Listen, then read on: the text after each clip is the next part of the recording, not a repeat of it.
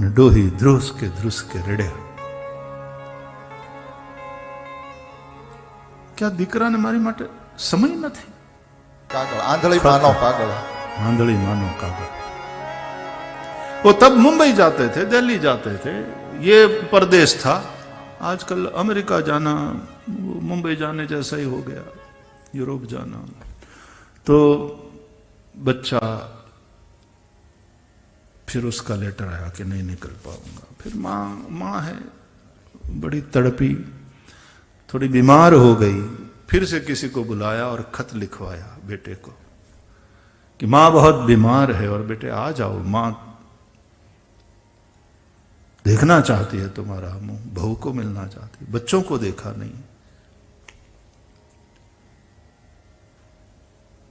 फिर खत का जवाब खत से आया. महीना तो निकल जाता है उसमें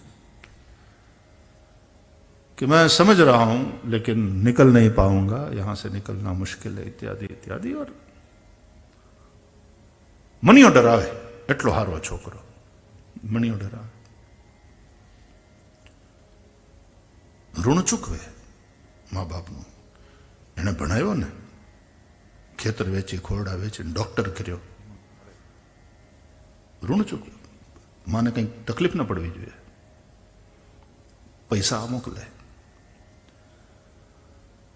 और 5-6 महीने बीत गए. अब वो बुढ़िया मां से रहा नहीं गया, फिर से किसी को बुलाया और खत लिखवाया.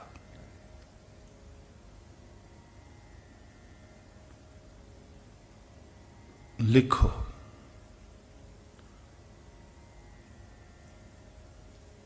कि तुम्हारी मां मर गई, यहां आकर के क्रिया कर जाओ, शायद मेरी मौत की बात सुन करके आवे. તો ત્યાંથી ટ્રંક કોલ આવ્યો. પછી ટ્રંક કોલ,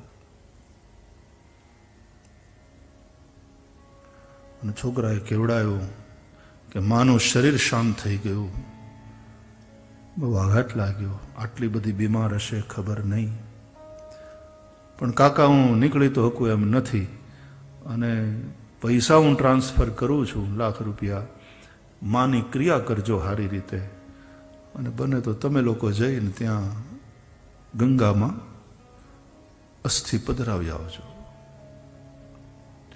એ કાગળ આવ્યો ને, તો ટપાલી કાગળ લઈને આવ્યો. ડોશીમાએ કીધું વાંચો ભાઈ. વાંચ્યો ટપાલીએ, આવું બધું લખ્યું હતું. અને ડોહી ધ્રુસકે રડ્યા કે આ દીકરાને મારી માટે સમય નથી. મોટું સારું મકાન છે, પૈસા મોકલ્યા કરે છે, ત્યાંથી ધ્યાન રાખે છે, એનો કોઈ વાંધો નથી, પણ કોઈ લાગણી જેવું નામ નહીં. હું મરી ગઈ છું એની એને કઈ ફરક નથી પડતો, તોય નથી આવતો. કાગળ પાછો આપ્યો ટપાલીએ. ઓશરી પાસે થાંભલીનો ટેકો લઈને ટપાલી બેઠો, અને રડતી ને આંસુ લૂછતી ડોશીમાને કહ્યું, ગોમતીમાં એક વાત કહું,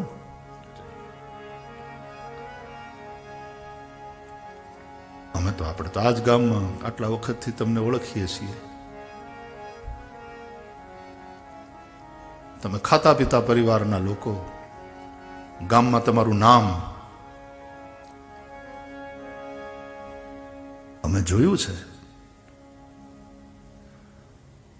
તમે છોકરાઓના માટે ખૂબ કર્યું, એને ભણાવ્યા, એના માટે ખર્ચો કરવામાં કાંઈ બાકી ન રાખ્યું, અને એને ડૉક્ટર બનાવીને તમે વિદેશ મોકલ્યા, અને ત્યાં તમારા આશીર્વાદથી છોકરાઓ સુખી છે.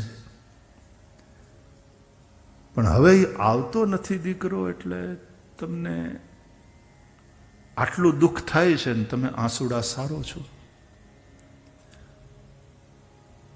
તમારા ઘરમાં નોકર ચાકર હતા, અત્યારે છે, એકાદ બે લોકો સતત તમારી સેવામાં છે, ને છોકરો ત્યાં બેઠો બેઠો ધ્યાન રાખે છે કે માને કંઈ તકલીફ ન પડે, પૈસા મોકલ્યા કરે છે, પણ એની પાસે સમય નથી તમારી પાસે માં ખોટું નહીં લગાડતા, હું તમને કહું એ નનકુડા હતા ને ત્યારે તમારી પાસે એના માટે સમય નહોતો. જૂની આપણી કવિતા.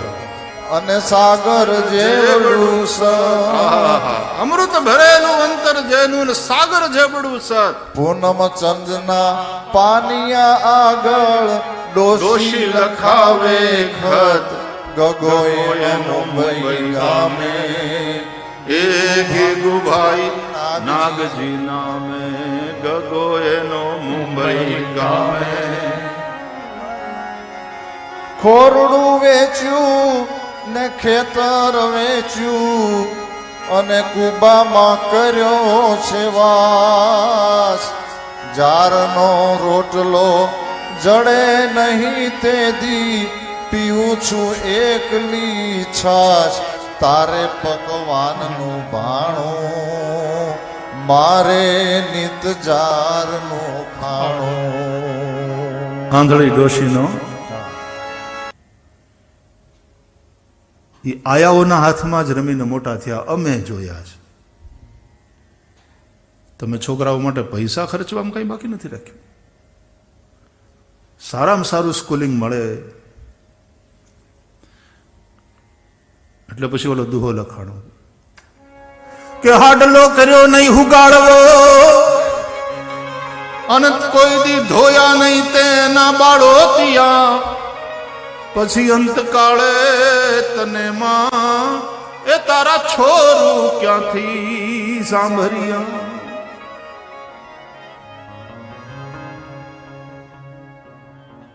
बच्चों के लिए माँ बाप के पास समय नहीं है तो फिर उस उम्र में बच्चों के पास माँ बाप के लिए समय कहां होगा. લાગણીના જે સંબંધો હતા, સંબંધો રહ્યા,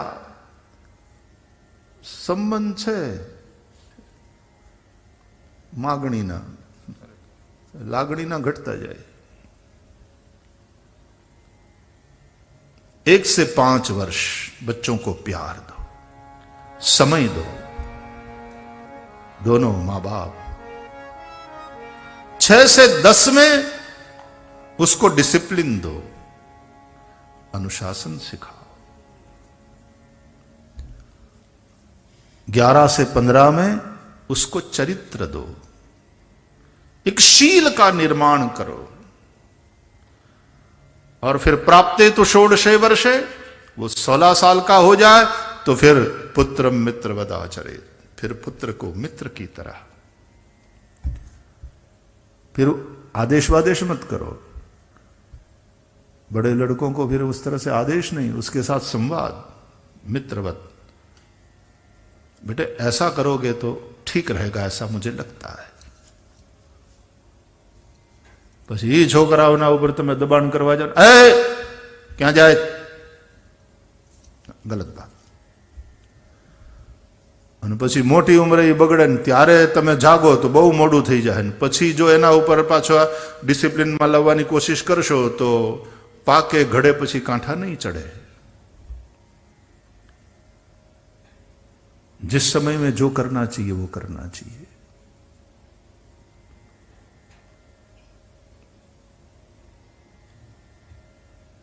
अब पौगंड वय में आए, पहले बछड़े चराने लगे और बछड़े चराते चराते एक बार वत्सासुर का उद्धार किया भगवान ने. ये कथा है. मोहरूप वत्सासुर का उद्धार करने के बाद फिर श्री जमुना जी के तट पर बकासुर का उद्धार है. ये दंभ रूप है. बकासुर बगुले के रूप में था, बकी का भाई है. बकी यानी पूतना. एक एक जो असुरों को मारने की बात है वो जीवन से आसुरी वृत्ति जो दुर्गुण है उसको मिटाते चले जाने की बात है. दंभ रूप बकासुर मरे. अब एक देखो, धीरे धीरे धीरे पहले बछड़ों को चराना और फिर गाय चराना, गाय गोचारण लीला. और देखो भाई, गाय है तो चरने तो जाएगी, चरेगी. तो गो मतलब गाय, गो मतलब इंद्रियां. वो चरने तो जाएगी। सुबह उठते ही आंख खुलती है और चरने जाती है। आंख रूपी गाय का चारा क्या है? रूप। आंख देखना चाहती। श्रोत्र इंद्रिय, ये भी गाय है दूसरी, ये भी चरने जाएगी। वो क्या चरती है? बोले शब्दों का चारा। जिह्वा चरेगी क्या? बोले रस उसका चारा है। ये इंद्रियां गाय है और वो चरने जाएगी। सुबह उठते ही इंद्रियां चरने जाती हैं और उन गायों को ये गोपाल है, उसकी रक्षा भी करते हैं, गोचारण करते हैं, उन्हें उनका चारा भी देते हैं, लेकिन उनको कंट्रोल में भी रखता है गोपाल। दो बातें हैं, छड़ी है और मुरली है।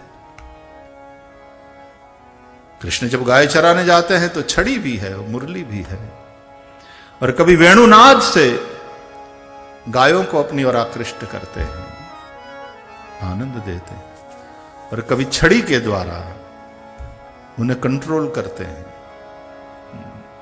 दंड, ये भी जरूरी है। तो ऐसा भी कहा गया है कि ये जो छड़ी है वो ब्रह्मा का रूप है, और बांसुरी जो है, वेणु जो है, वो शिव स्वरूप है। इस दृष्टि से शिव और ब्रह्मा भी साथ में होते हैं। और इस तरह से गोपाल की दिव्य गोचारण लीला हो रही है। आइए, ઘણું બધું કહેવું છે, ઘણું બધું કહેવાનું તે છે, આમાં હજી ઘણું બાકી છે, કહેવા જેવું છે, સાંભળવા જેવું છે।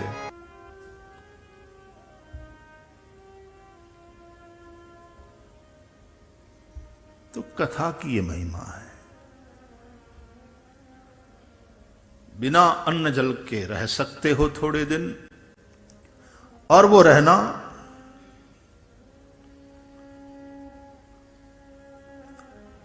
व्रत के अंग रूप हो तो विशेष फायदा तन को और मन को, दोनों को। लेकिन कथा के लिए तो कोई व्रत ले भी तो रोज सुनूंगा, ये वाला व्रत।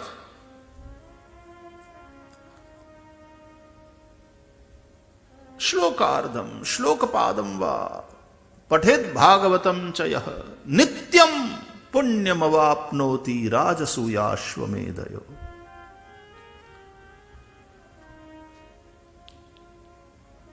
यहां तो नित्य कथा का सेवन करेंगे, ये वाला व्रत होना चाहिए। बिना कथा के, बिना सत्संग के दिवस नहीं जाएगा, ये वाला व्रत हो।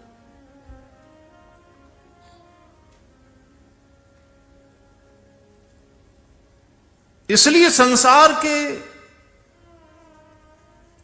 सभी सुखों से बढ़कर, अरे स्वर्ग के सुखों से बढ़कर, और क्या कहे मोक्ष के सुख से भी बढ़कर के सत्संग है।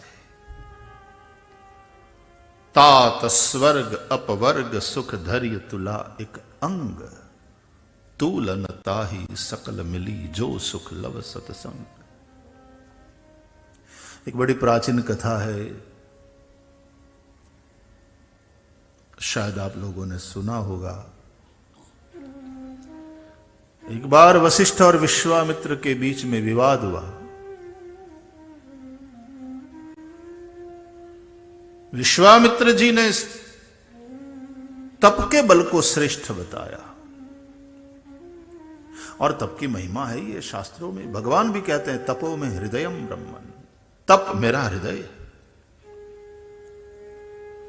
तुलसीदास जी ने भी रामचरितमानस में कि तप के बल से विधाता सृष्टि निर्माता है। तप बल विष्णु सकल जग त्राता।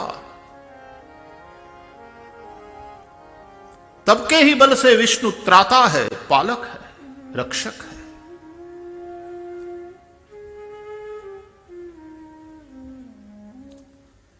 तप बल शिव जी करई संघारा। तप के बल से ही शिव संहार करते हैं, प्रलय करते हैं।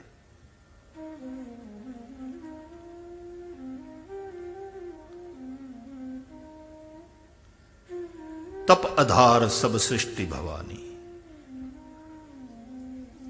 तो हमारे ग्रंथों में तप की बड़ी महिमा है, उसमें कोई दो राय नहीं। और विश्वामित्र जी तो जो कुछ बने हैं तप के चलते बने हैं।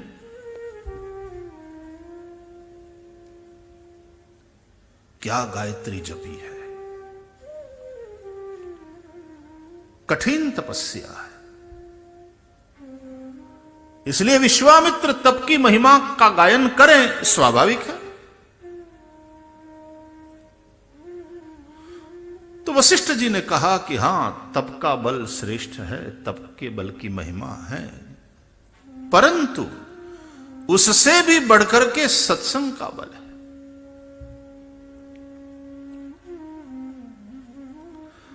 ठन गई।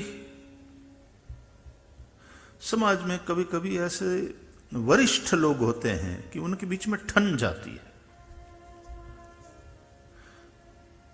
उन लोगों का विरोध भी एक गरिमापूर्ण होता है, लेकिन ठन जाती है, ठन गई। और वशिष्ठ और विश्वामित्र का तो 36 का आंकड़ा है। इसका एक अर्थ आप यह भी कर सकते हो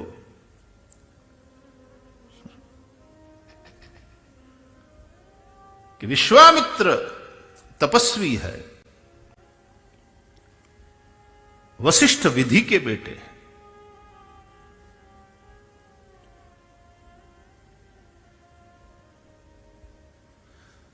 विधि का एक अर्थ भाग्य भी होता है। जो विधि में लिखा होगा सो होगा, या जो विधि ने लिखा होगा सो होगा। विधि ब्रह्मा।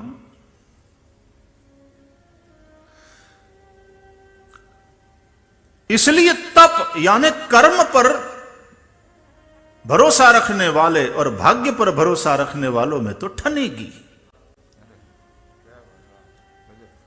आज भी समाज में आप लोग ये वाली बहस तो सुनते ही होंगे। कोई भाग्य को बड़ा बताता है और कोई कर्म को, है ना। पुरुषार्थ नहीं है तो कुछ नहीं है। और कोई कहते हैं लाख पुरुषार्थ करके मेहनत करके मर जाओ, अमुक लोगों के बेचारे के भाग्य में कुछ नहीं होता तो उन्हें कुछ नहीं मिलता। और कई लोग होते हैं जो थोड़ी सी मेहनत करते हैं और घड़घड़ियों बरसात हो जाती है। तो प्रारब्ध और पुरुषार्थ, प्रारब्धवादी और पुरुषार्थवादी के बीच में तो आज भी बहस होती है। ठन गई।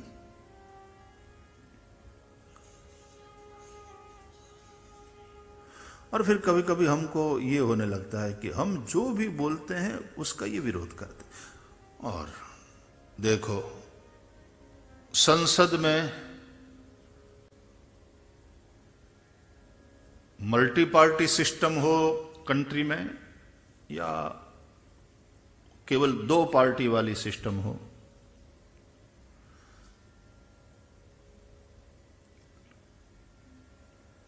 लेकिन शासक और प्रतिपक्ष ये तो रहेगा। और फिर कभी कभी प्रतिपक्ष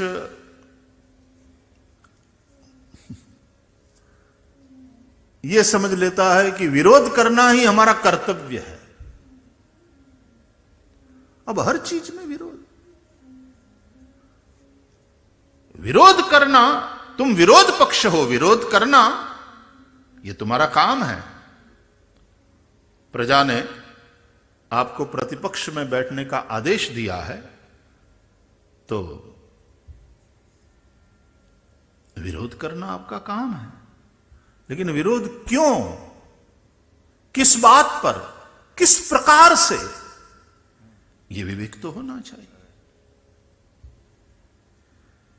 विरोध करने में राष्ट्रहित है कि पार्टी का हित है, यह प्रश्न है। तुम पार्टी के अपने पक्ष के हितों को आगे करके केवल उसी को आगे करके विरोध करो, तो यह भी राष्ट्र के प्रति नाइंसाफी है। राष्ट्र के हित में यह चीज नहीं है ऐसा लगे और तब विरोध करना तुम्हारा कर्तव्य बन जाता है।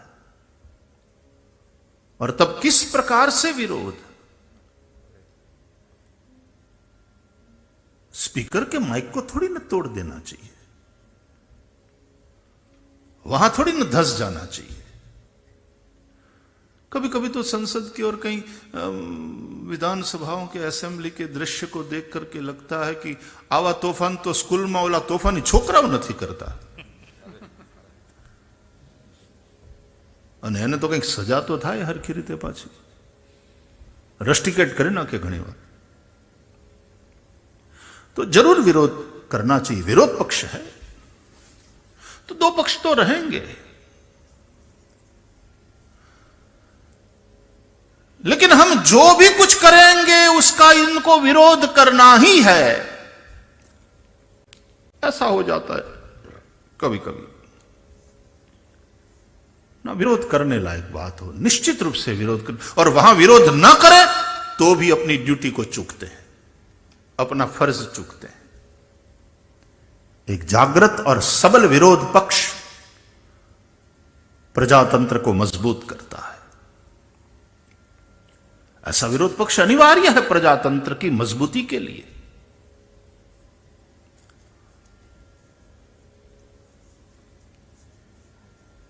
तो विश्वामित्र के ये लगा कि भाई हम जो कुछ कहते हैं इसका इनको विरोध ही करना है बस।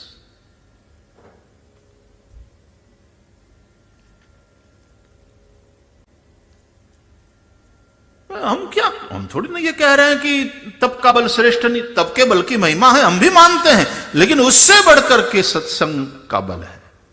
वशिष्ठ जी का निवेदन ठन गई,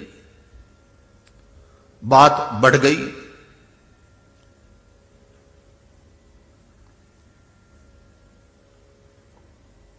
मध्यस्थी करने के लिए किसी और के पास जाया जाए, यह निश्चय निर्णय हुआ। अब जिसके पास जाया जाए वो इन दोनों से भी थोड़ा बढ़कर के होना चाहिए। बोले चलो शेष जी के पास जाते हैं, भगवान संकर्षण के पास। शेष जी के पास गए। पधारो महानुभाव, कैसे आना हुआ? बोले एज यूजुअल ठन गई। अच्छा, अब की बार कौन बात पर ठन गई? कौन मुद्दे पर? विश्वामित्र जी ने कहा कि मैं कहता हूं कि तप बल ही श्रेष्ठ है।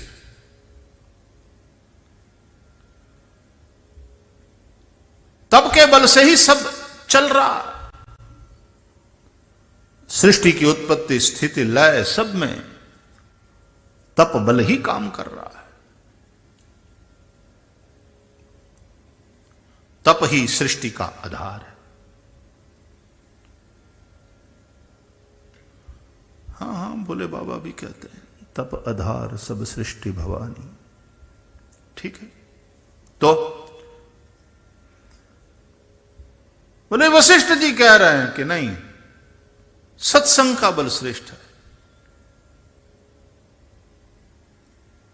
अब भाई जाके 7 दिन कथा में बैठना, दोपहर में 2 सत्र वाली कथा हो या 1 सत्र वाली सुबह में, और कथा में अभी तो आरती पूरी नहीं हुई और जाकर के पंगत में बैठ करके और फिर मोहनथाल और गांठिया उड़ाना,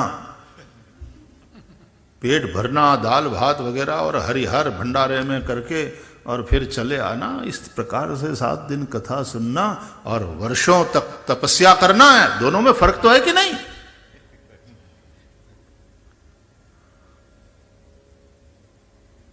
महाराज माफ करना, कभी कभी तो वहां कथा में जाकर के लोग सो भी जाते हैं, नींद आ जाती, जबकि तपस्या में तो बड़ी सावधानी बरतनी पड़ती। तपस्या में थोड़ा सा संयम चुके तुम, और जैसे पात्र में छिद्र हो गया, जितना भरा है सब बह जाएगा, खाली हो जाएगा पात्र। तो तपस्वी बहुत बड़ी चीज होती है भाई।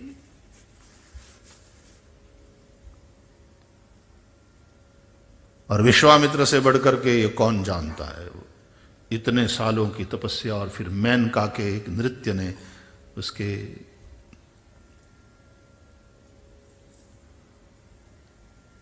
कितनी कठिन तपस्या करना पड़ता है भाई। कथा सुनना सरल है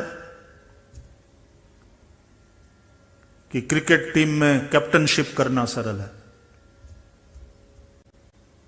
पूछो हमारी क्रिकेट टीम के कैप्टन को, कितना फिट रहना पड़ता है, चुस्त दुरुस्त बनाए रखना पड़ता है, एकदम तनाव में भी खेलना पड़ता है और विजय की ओर बढ़ना होता है। और कथा में तो सुनते सुनते सो भी गए तो कोई दूसरे दिन पेपर में नहीं आने वाला, न्यूज़पेपर में कि छगन हुई गयो तो कथा सांभळवा गयो ने। खुतेला छगनना फोटा पेपરમાં છપાય એટલું આ ઘટનાનું મહત્વ હજી વર્તમાન પત્રોએ સ્વીકાર્યું નથી।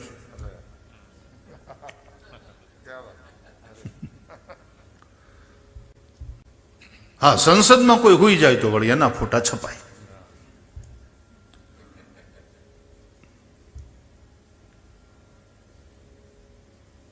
છગનો કથામાં ગયો કે નથી ગયો, કે સાંભળે છે કે હૂતો છે, કે આરતીમાં હજી રોકાણો છે, કે જઈને મોનથાળને ગાંઠિયા ઉડાવવા માંડ્યો છે, એની કોઈ વર્તમાન પત્રને શું કંઈ પડી? તમે જાણો, તમારી લહેર, તમારી મરજી। लेकिन क्रिकेट में तो आपकी परफॉर्मेंस थोड़ी सी भी कमजोर हुई, और क्रिकेट में क्या, वो अन्य खेलों में भी, और आप मीडिया में।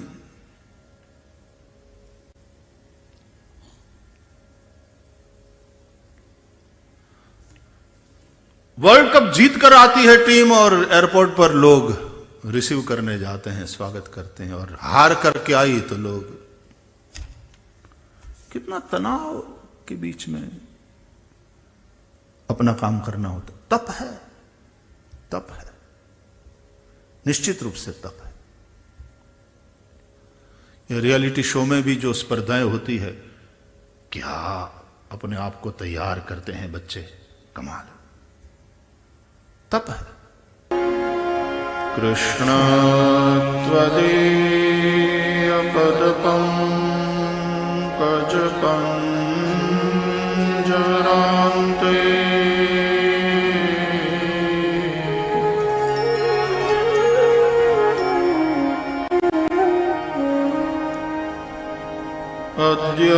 अद्यैव मे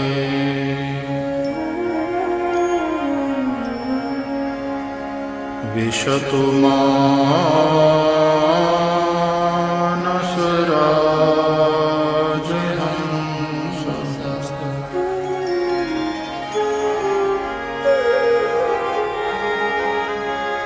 प्राण प्रयाण समये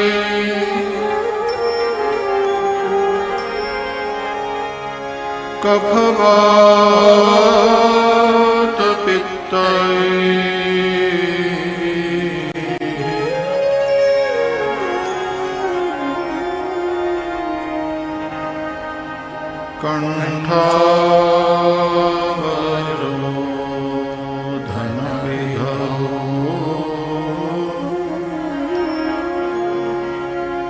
स्मरणं कुतस्ते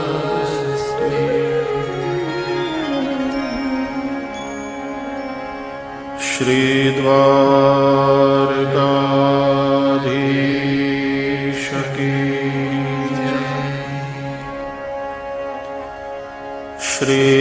લાલ કૃષ્ણ લાલ કી જય. સદગુરુ ભગવાન કી જય. ઓ